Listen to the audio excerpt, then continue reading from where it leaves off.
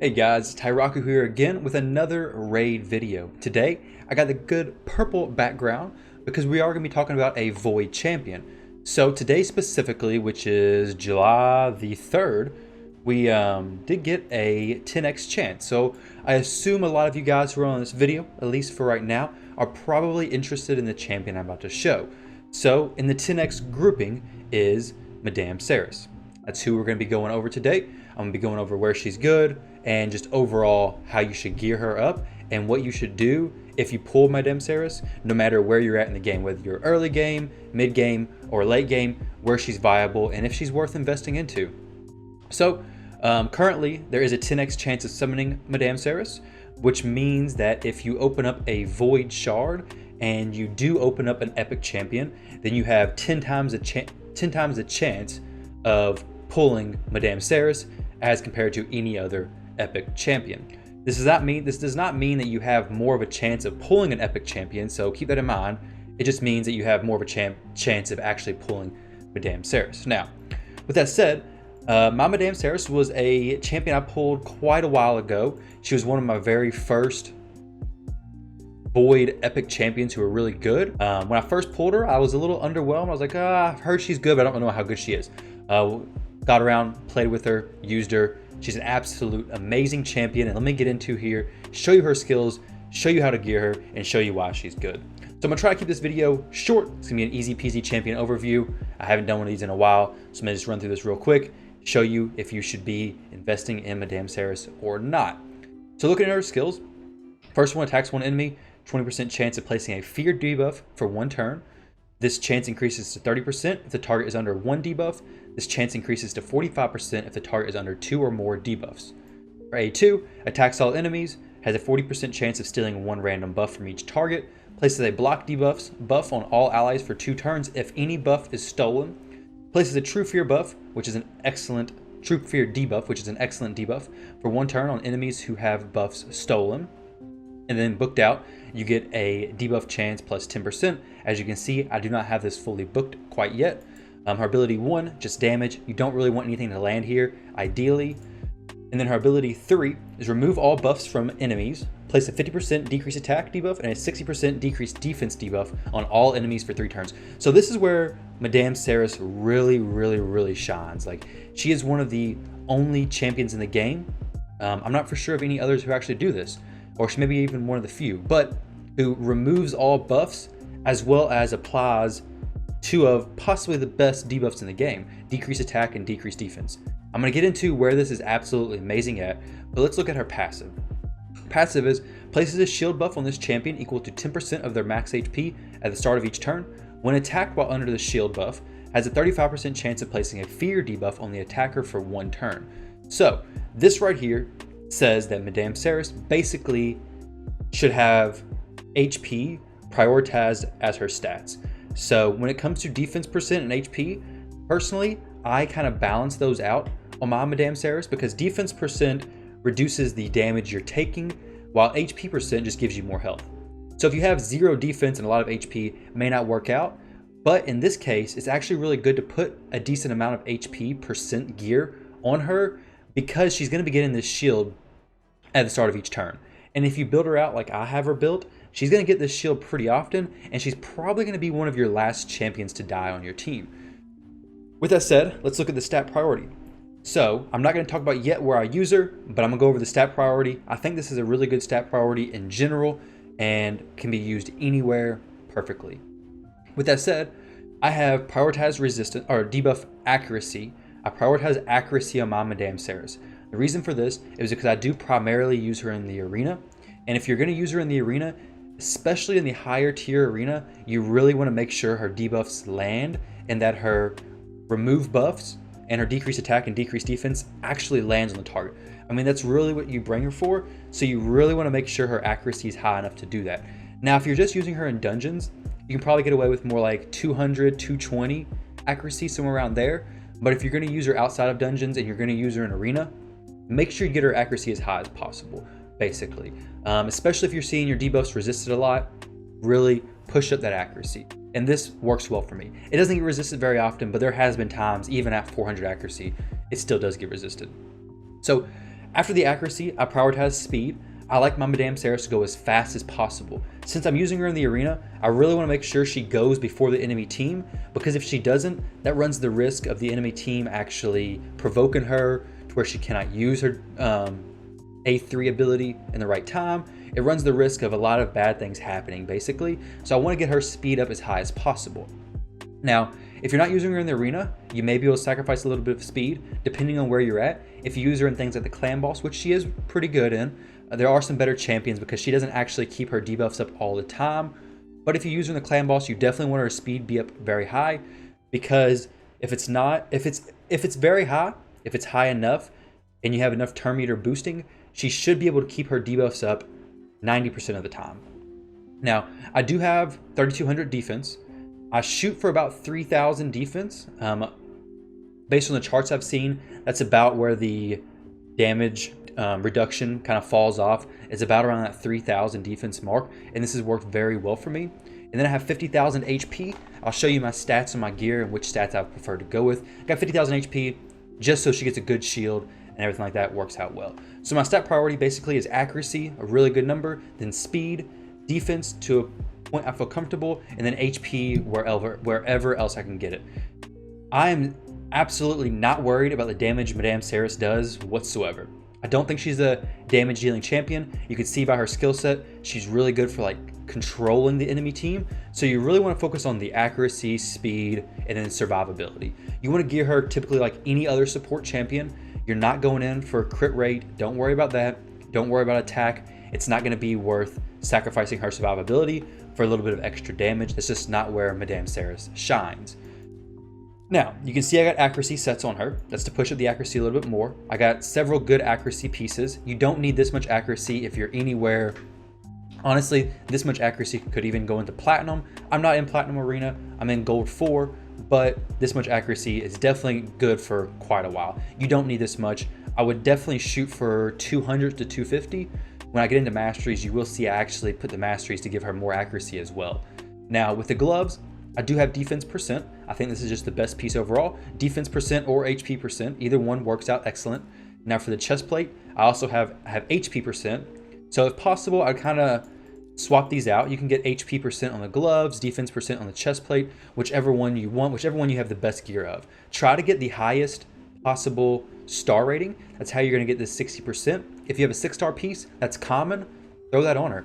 Unless you have some really good substats, that 6-star piece that's common will probably be better than a epic 5-star or something like that, depending on what the substats are. Of course, don't necessarily not put on a common piece just because you want the substats. Putting common pieces of gear on champions is not a big deal. Now, when it comes to her boots, 100% put speed. Like, if you don't have speed boots, get some speed boots, put them on there. Ideally, it's the same thing. Put 6-star speed boots if possible. If not, get the best speed boots you have. If you can work in a set like I did here, Divine Speed set, do that. It's better if you can work in a set, but it's not game breaking if you are not able to actually work in the set. Now, when it comes to these pieces up top, I really try to go for accuracy substats. As you can see, I got some really good accuracy rolls there. And then I try to get speed anywhere else, as well as HP and defense percent. If there was crit damage, not worried about it. Resistance, not really worried about it. Crit rate, anything like that, I'm not worried about. Now, when it comes to the bottom artifacts, if you're gonna fill these out, definitely accuracy on the banner, 6 stars better. I've got some good defense rolls on here. When it comes to the amulet, you can put HP or defense. If you can get an accuracy roll, that's even better. I definitely don't worry about crit damage, nothing like that. Try to get HP or defense, either boost her shield or boost her survivability. With the ring, same thing, defense or HP. Try to get defense percent substats wherever possible. Substats do play a bigger role on the accessories, just because their main stats are not that high. So I got this 14% defense. Even if this was possibly attack, I may put this on her just because it has such a good defense role and it's really gonna help her out.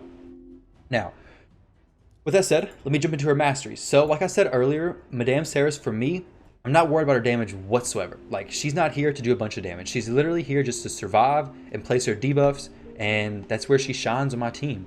Now, her masteries here, if you do these, if I was to redo my masteries, I may take this one, which is a 30% chance of placing a block debuffs on this champion when Stun, Sleep, Fear, True Fear, or Freeze expire. I may actually replace this with this mastery in the far left, which is heals this champion by 6% of their max HP each time an enemy is healed, occurs once per turn. I definitely think this is a better mastery to go with. The reason why I don't have this mastery though, or I haven't remastered my champion, is because I have to spend the extra 150 gems, and I just don't have enough gems really to do that right now, and it's not going to be game breaking if I don't switch it. She fills her role perfectly right now. This would just add a little bit more survivability. And the next one, reduces the damage taken. Excellent mastery to have. I did go resistance up here simply because I wanted this mastery right here. Decreases the damage received by this champion by 8% when this champion is hit with a critical hit. So since I am using her in the arena so much, I do like that damage reduction for sure. Now, masteries are super important. Let me get back to the skills. I forgot to let you guys know if you should book her or not. 100%, she's definitely worth the books. If your books land here, like mine did, get super lucky, then you don't have to worry about as much getting these booked up, just because it takes a little bit more, but she is 100% worth your books, and you will not regret booking Madame Serrris. With that said, let me talk about if you should take her to 60 and when you should. So if you're a brand new player, and a lot of people watching my channel are brand new players or very early game players, don't take her to 60 as your first 60. Like I was saying, she's an excellent champion. She's not going to be somebody who speed farms the campaign. She really works well as a support to a champion who can do a lot of damage. So if you pick like somebody like Kale, Aethel, doesn't matter. When it comes to like Madame Serrris versus your starter champion, pick taking your starter champion to 60 first. Madame Serrris is an excellent second 6-star level 60, or even a third 6-star champion. She really works well when you have somebody who can follow up her debuffs with some massive damage. So pairing her with a nuker like Lua, I'm about to show you guys in the arena where she really shines, works out amazing. All right, so let me go down here to a team at the bottom. This team should apply a decent amount of debuff, or a decent amount of buffs, assuming they go first. They probably won't go before me, so this is probably going to be an example where they don't apply anything whatsoever. We do have some shields which we can remove, but my team is pretty fast.